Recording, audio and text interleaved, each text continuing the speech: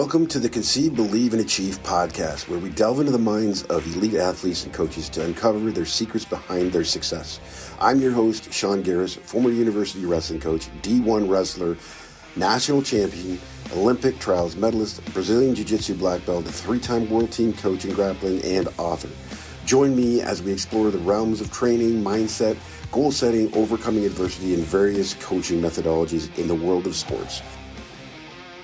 Our next guest is Canadian Olympic wrestler Amar Dhesi. He's qualified for 2 Olympic Games. There's one coming up in Paris, the 2024 Games, as well as the 2020 Games in Tokyo. He is a gold medalist at the Commonwealth Games and has victories at the Pan American Championships. He is a powerful man on the mat. Tune in and learn more about his journey, achievements, and insights into the world of competitive wrestling. This is part 2 of the 2-part series. Yeah, a real investment in your athlete. Yeah, exactly. That's all it is. And I think as a coach, you think that you got to turn it off. You don't need to turn it off.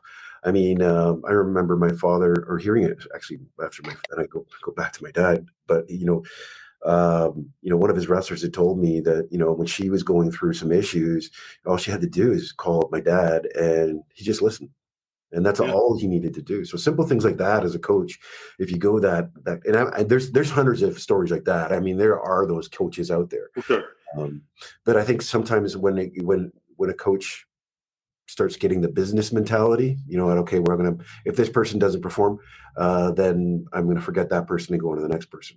Exactly. And I've seen that happen. I saw that up at the university where I was coaching. Yeah. It's unfortunate because that athlete, if they're not performing, maybe they're just going through something. Yeah. And, you as a coach, you turn your back on the individual and all of a sudden they feel like they're betrayed. It's too bad because that investment in the athlete needs to be there. For sure. Don't get me wrong. I know at the end of the day, coach's job, in our high development positions, it is a business. We don't perform. They lose their job. They don't feed their families. I understand that. I went through the college system understanding that it's a performance-based sport, and that's what it is. But there's better ways to go around just being like, hey, you're not a guy anymore.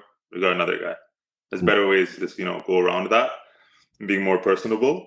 I think it comes down to that. And like you said, there's lots of people like that. Same thing, I heard stories about my dad.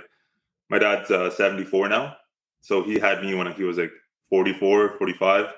So I don't really remember him until he was in his late 50s, mid 50s. I don't really remember much of him.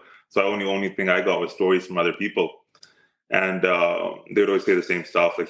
I've had people come up to me and be like, well, I've known your dad since I was 15. I'd be like, he's like, you weren't even around then. And he's like, he gets random calls to the house today still. Same sort of thing, just talking to his past athletes, having friendship with them. And it's really cool to see. When I was a kid, I remember I would think, this guy's been paying people to tell me how good of a wrestler he was. Because the guys always used to come up to me and be like, your dad was this, that, he did this, he did that. And after a dozen times, I was like, Dad, you must be do you call these guys beforehand? Do you tell them, what do you tell me that how good you were? Yeah. So, but your dad would probably never tell you how good he was. No, it's pretty crazy. I don't know if you can relate, but I've heard a lot more stories as I got older from him, just random stories, random things he's done in his life, and it's super cool to hear. I've never heard those stories when I was a kid, but so he'll remember random stories of times when he used to wrestle in this place and that place against this guy or that guy. No names that I know, but just it's one of those things where you smile and be like, yeah. That's pretty cool, Dad.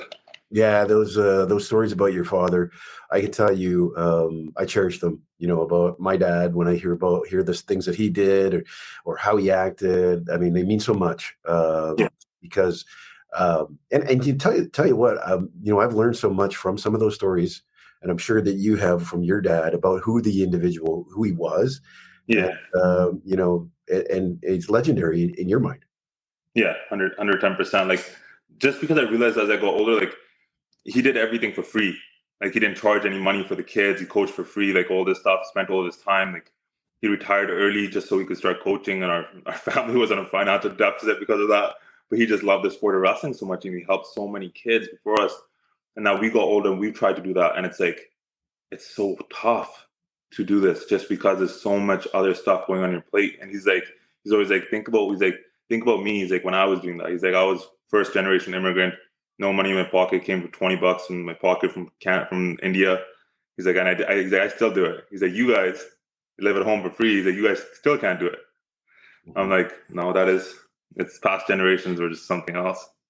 Yeah, they had it tough. And of course, it was a passion for them. Yeah. Yeah.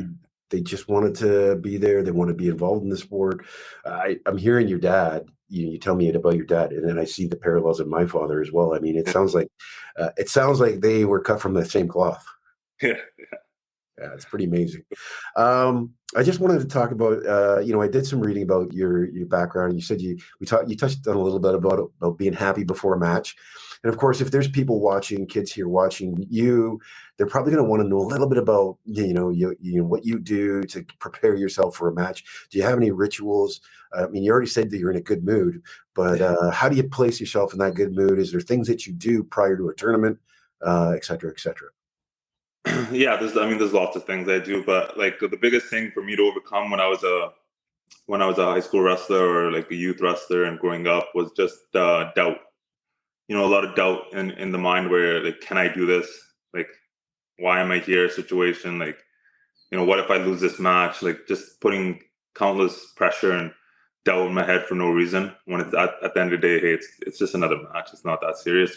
But for me, I figured this after a while where it was like, if I walk onto the mat and I try my best and my hardest and I give everything I have and I lose, I'll walk off with a smile on my face. I'll be like, hey, oh good, he got me today. We'll go back to the drawing board, figure it out. Now, if I walk off the mat not tired, knew I had more in the tank to give, and then I'm gonna be really, really disappointed in myself, just because I know I had more to give. So for me, it was like that. Like, I just want to try my hardest. Like I drag me off the mat after. That's how bad I want to try. That's how hard I want to try. And if I lose like that, you'll see a smile on my face. No issue, no worries. Mm-hmm. So I figured that out for myself. Nice. That self-doubt, it creeps in on us all the time. I think that's something that young kids face and they don't know how to deal with.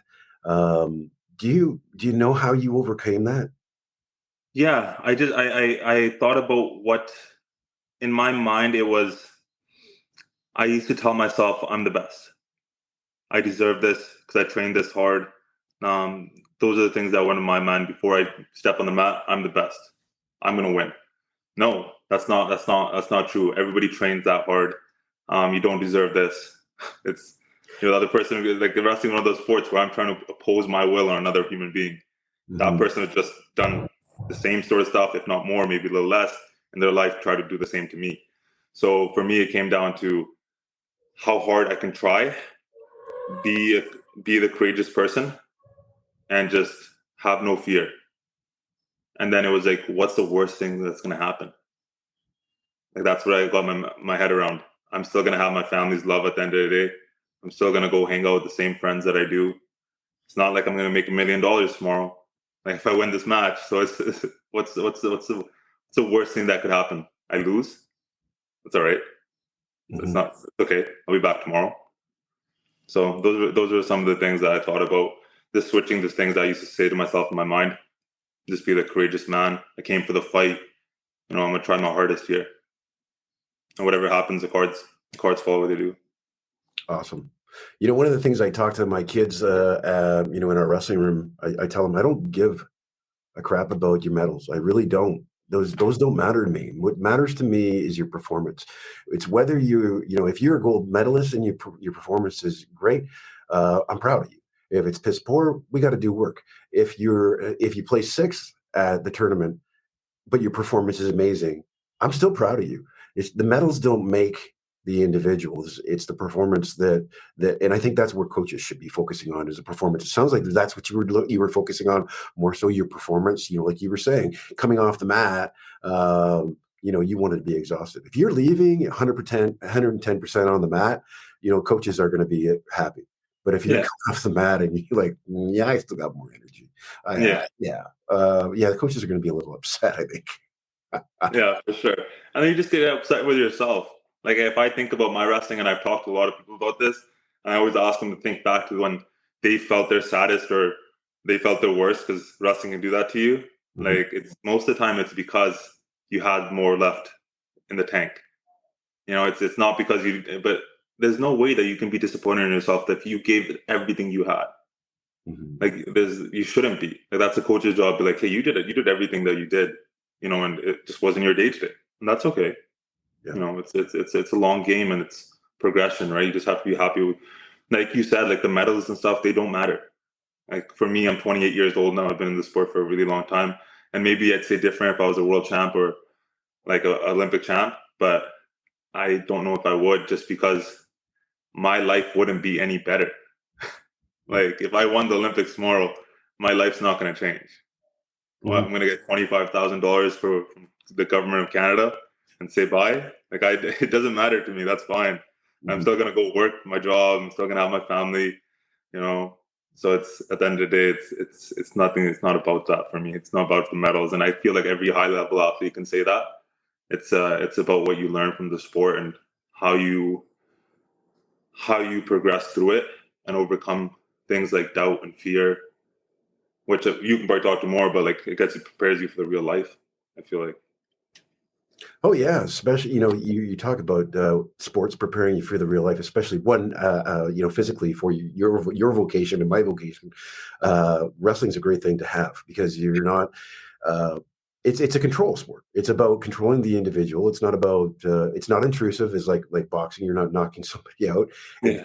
It's more aesthetically pleasing to, I guess, the public when you're out and you're wrestling with somebody as a police officer, or because when you see the videos of a police officer throwing punches, automatically the thought process is, you know what? Oh, that cop is beating him.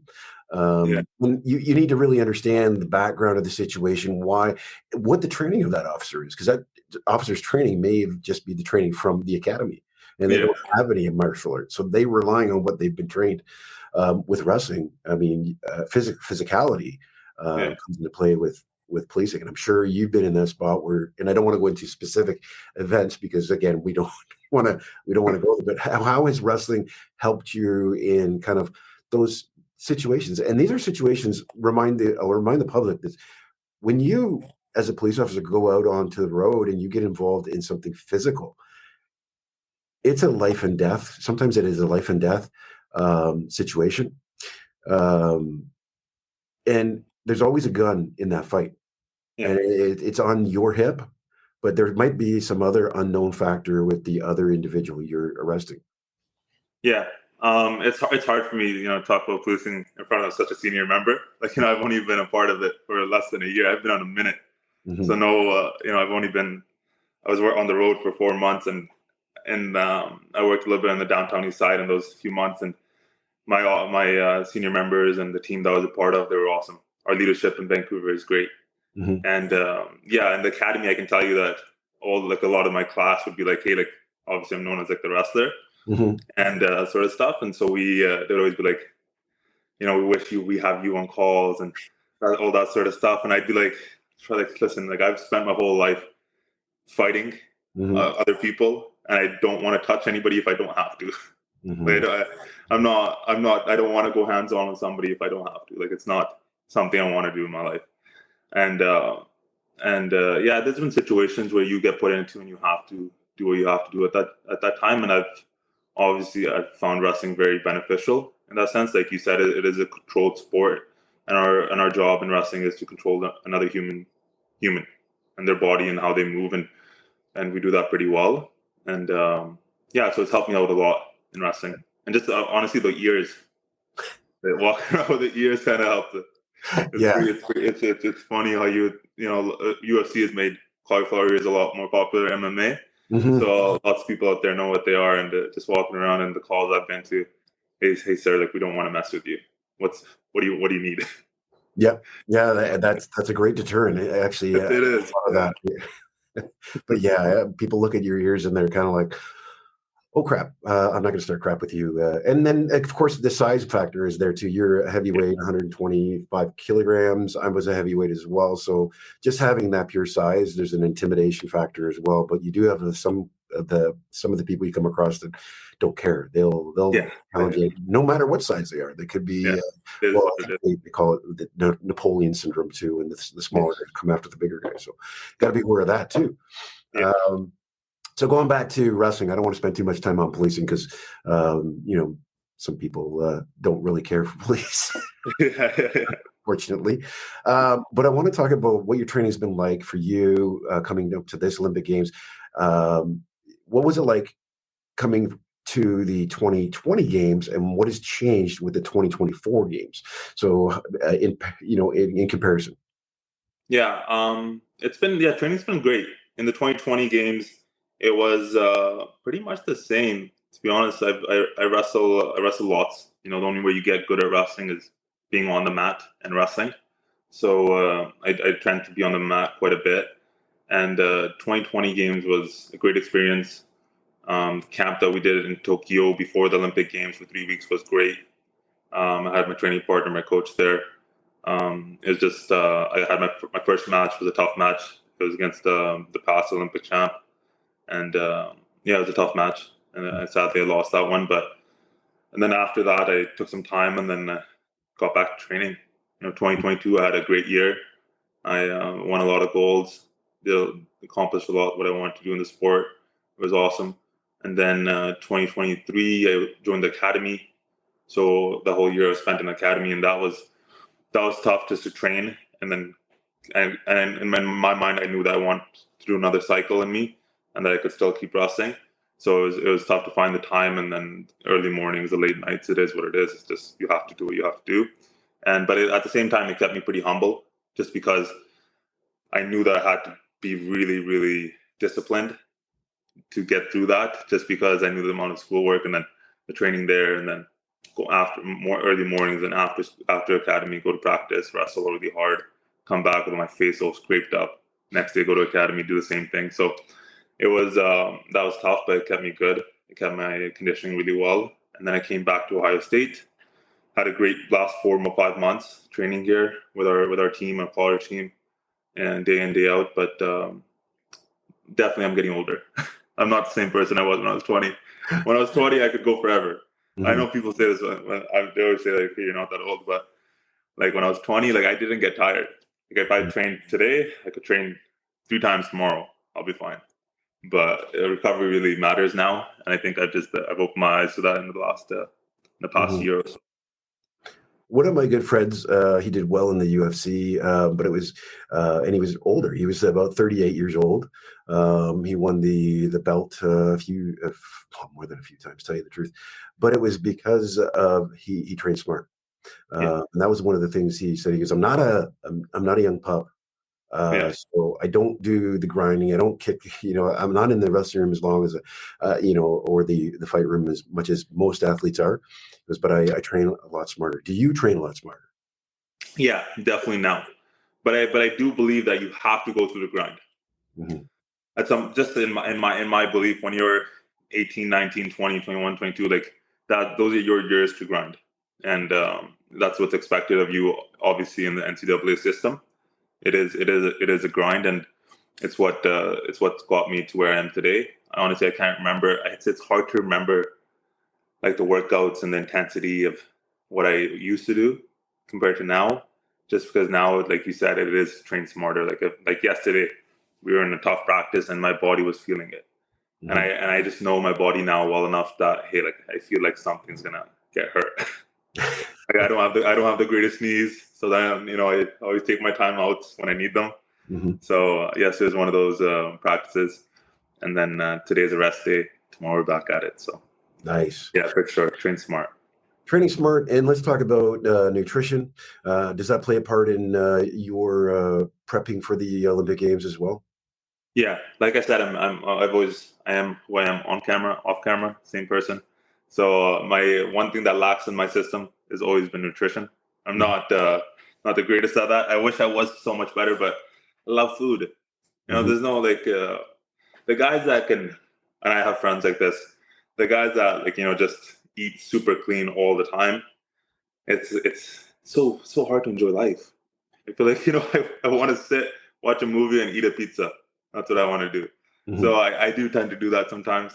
And, but when I'm out in Ohio, I actually have a good system here where I order my meals, meal prep company. Yep. They drop some meals off. I eat super healthy. And then, but every now and then again, Yeah. it does fail. Yeah, I'm the same way. And is that HelloFresh? Or No, I got a different one, local company in Columbus. okay. HelloFresh, you have to make the meals yourself a little bit, right? Oh, So they actually make them for you. Oh, even better. Great. these guys make it for you, so it's even less Ah, more oh, I love convenient. that. Yeah, HelloFresh is yeah. I mean, yeah. I have to. Well, maybe we're plugging the company right now. Maybe we can get some endorsements for you. Uh, but yeah, I love HelloFresh because you can pick your nutritional needs, and then we end up making the meal ourselves. But I would love the meal made for me. That'd be much better. Yeah, yeah. That's another thing. Canadian athletes, like, we don't get endorsements. Yes. Yeah. Like we don't get the companies. Like, people always think that, hey, like, oh, like, what protein company you with, or what apparel company, or this and that, and it's like, no, dude. Like when I remember I fill out some forms and they ask you sponsorship forms or something, and they ask you like, oh, what teams are you part of right now? I'm Mhm. like, none. My family, my community back home is the only people that support me. So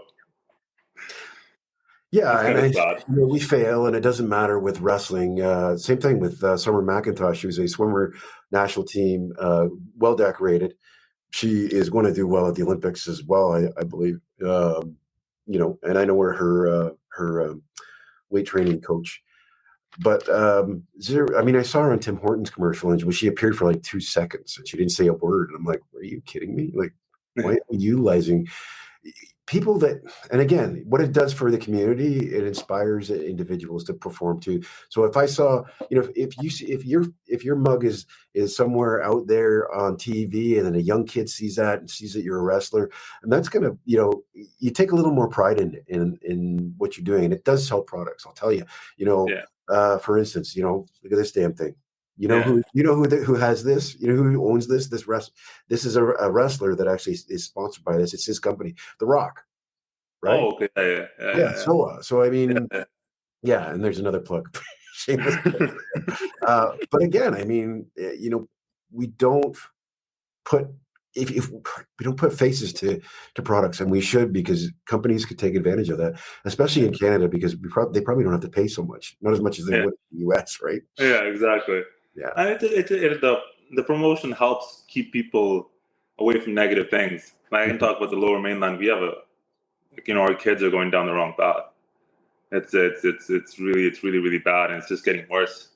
So I mean, I've talked to, I don't know, I've talked to countless politicians and over the years, and just asking for like their help to support us in our club, and in our goals of our wrestling club and all that situation. But it's always fake promises, and it's like, we're here, and honestly, we're doing a lot more than you are for our community, for this community that we're a part of in the Lower Mainland. Like, Mhm. where we've have 60, 50 members in our club, and they're all under the age of 18. And Mhm. all these kids are amazing people, and we're trying to keep them on the right path. Yeah. Now that's just 60 less that could go in a negative way. And it's not just wrestling, it's in every sport. Like, every sport needs help, and we just don't get it. And it's like, it makes no sense, because like, I wouldn't want my future kid to not have that opportunity just because of the lack of funding and the lack of need, and them finding a place in a more negative way just because they want to feel a part of something. Yeah. I work in gang impacted areas, young kids in these gangs, these street gangs. And I can tell you there's a need for mentorship. There's a need for structure. Some of these parents can't give these kids structure. So it's, and when you're in a low income or gang impacted neighborhood, what ends up happening is there's not a lot of programming. And because there's not a lot of programming, there is a lot of free time to these kids. Yeah. So one of the things we do is we try to put, we've done a robotics program, a basketball program, a soccer program. We're trying to get Beat the Streets into, helping us out. But again, it's a tough battle. But there's such a need for, like you had said, the mentorship, the structure in these kids' lives, because you know, just as a coach or as an athlete, you're doing so much for these young kids than a more politician. So, Yeah. It's honest truth. Because these kids, they want to feel a part of something. mm-hmm. Like they want to have a family around them. They want to have a group of friends that are doing the same thing as them. That's what kind of like, as a kid, I remember, like, you know, I wanted to feel a part of something. You know, Mm-hmm. I wanted to be around some of the cool people, Mm-hmm. sort of situation. And those are my wrestling guys. You know, I didn't have time outside the sport because I didn't hang out with high school friends or elementary friends or anything like that. I hung out with my wrestling buddies. As Yeah. we did everything together. We went to the same high school together. We grew up together, and they're all very successful people in their lives. And it Mm-hmm. just worked out that way. But I mean, if you don't have support, there's no way like one person can do it. You know, Yeah. it's not me and you. It has to be everybody involved in this. And where we lack is just the government and the support that they say that they do. I'll say it. I always say it.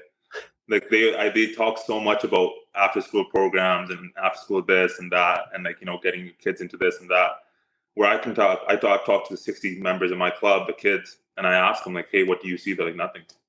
Like, yeah, this is all that we have here. This is our wrestling club. These are our friends. Mm-hmm. So, you know, I'm not sure where the news headlines and the votes go, but you know, Yeah. I wish we have somebody really stand up and that speaks the truth for it. Yeah, well, it's guys like your dad and my dad that went the extra mile when they didn't have money to put these kids in the right spot, you know, and give them a future. Those are the heroes of you know, of the community. It doesn't matter if it's wrestling, but you know, those are the individuals. And I got to tell you, like, coaches are probably, you know, they're the mentors. They're the ones when dad isn't around for these young kids, or when mom's not around, or when the family unit's not around. Coaches and teachers become you know, those role models. And if you don't have good ones in your community, watch out. Exactly. I think there was a statistic actually done, a study done about that, like how coaches and teachers play more of a role than sometimes parents do, just because kids tend to listen to their coaches and teachers more than they do their own parents sometimes. And it's just how it is. Yeah, But and I think sometimes too, in this day and age, you've got kids that just will come home, and you know, we as parents, we just want to keep them occupied, so we send them, you know, into the room with a TV or with an iPad, and you know, we don't engage. We don't have those games. We don't have those, you know, those card games, those board games anymore that I had when I was growing up. So it's tough. I want to get back to wrestling before I let you go. I don't want to hold you too much because I know you got. Well, this is an off training day for you. You it said is off. you know, Nice, relax. Gonna go get a nice lift. Yeah. But I want to ask you about victories, how you celebrate victories, and how you learn from defeats. Yeah, victories, like wrestling, it's the highs are high, the lows are very low, Mm-hmm. right? There's nothing like getting your hand raised and accomplishing something that you've wanted to accomplish for a very long time. Like just going to my first Olympics was amazing. Now that my second, I'm not going to the Olympics just to attend. I've already been. I don't really care to have Olympian beside my name. I'd much rather get a medal there. So that's my next goal. But yeah, victory celebration is just with family, and then feeling fulfilled. You know, just feeling the fulfilledness that, hey, like I accomplished something that I really wanted to accomplish. Mm-hmm. And then the failures, there's no success without failure. That's 110%. So I mean, I'm always learning from when I fail. It's okay. That might be a practice, tournaments, wherever that is. But I deal with it just the same as I would any other way. Just learn from it and move on. Mm-hmm. I don't. When I was, it's just so different from when I was 20 to when I was 25. Like the gaps that you make and the mentality that you switch. My mentality back when I was younger was when I failed, it was don't smile, don't laugh, you better sulk, don't talk to anybody. Like that was my mentality. That's just how I knew. Like I'm not sure if that's how serious I took the sport or how I was raised. But like I didn't talk to anybody for weeks after a loss somewhere. I never smiled. I didn't want to laugh, joke around, just because I thought it wasn't proper or thought it wasn't right. Mm-hmm. Then later on where I was like, hey, it's just not that serious. Like this isn't benefiting me, right? Like let me really diagnose why I failed and how I did, and then how I can overcome it. Mm-hmm. So, Yeah. Next question, same kind of, but how did your coach deal with your failures? Yeah, I was like I said in college, I was I was a different person to who I am today, just mentality wise. So I was he's always said I was very stubborn. I feel Mm-hmm. like a lot of athletes are very, very stubborn. And that was me, as especially as a younger athlete. They always dealt with it like, get back to it. Mm-hmm. You know, the best thing I can do for myself is get back to work, get back to your workouts, get back on the mat. Like after 2016 Olympic trials, when I really thought I was going to win, I had no doubt in my mind that I was going to win, but I just mental lapse in my game lost me those matches, and then that was a really devastating loss. And then it took me a while to come back from that. But my coaches did all the right things, you know, said all the right things. I just wasn't ready to hear them yet. Mm-hmm. So, yeah. Wasn't ready to hear him yet. Just like Wasn't ready. Yeah, exactly. I love it. Lastly, what's your message for that you would like to share with the your fans and supporters, the younger generation of wrestlers? Yeah, to my fans and supporters, I mean, thank you so much. You know, I am who I am, always on the mat, off the mat, and I'm here to help. Right, like I want to grow the sport of wrestling in Canada, and whatever way that can be, I would love to help. And then to sorry, what was the last one? Yeah, it was the supporters, your fans, supporters, and generally wrestlers growing up that are watching. Yes, the new generation. Yes. Yeah. No, it's an exciting time. You know, we have a lot of doors opening. Like your father, like yourself and your family. You know, there's lots of doors opening in the States. I wish we could keep our athletes in country, and hopefully we can do that in the future. But for you guys, train hard, wrestle hard, go through the grind. You have to. It's not really an option for that. And then just have fun with it. Remember why you do why you wrestle, and why you want to be good at something, and then have fun. It's a game at the end of the day, right? So enjoy it. Smile more when you're wrestling. Exactly. I love it. Well, I want to thank you for coming on the Conceive, Believe, and Achieve podcast. You know, I'm sure our viewers, our listeners are going to love this episode. I certainly did. I find that there is a true connection between you and myself, because again, I see so much parallels that I had growing up and you had growing up. I mean, I didn't make it to the Olympics, but I can tell you I had a father that was so inspirational for me and for the individual who I am. So I want to thank you for coming on the podcast, but I want to thank your father for building the individual that is standing in your place, well, who you are. Thank you very much. Thanks for having me, and I appreciate your time and what you're doing for the sport. It's really helping all of us. Thank you. Thank you for tuning into the Conceive, Believe, and Achieve podcast. I hope you found today's episode insightful and inspiring. Your support means the world to us, so don't forget to subscribe to the podcast and leave a comment in the section below. Your feedback fuels our journey to bring you more valuable content and stories from the realm of sports.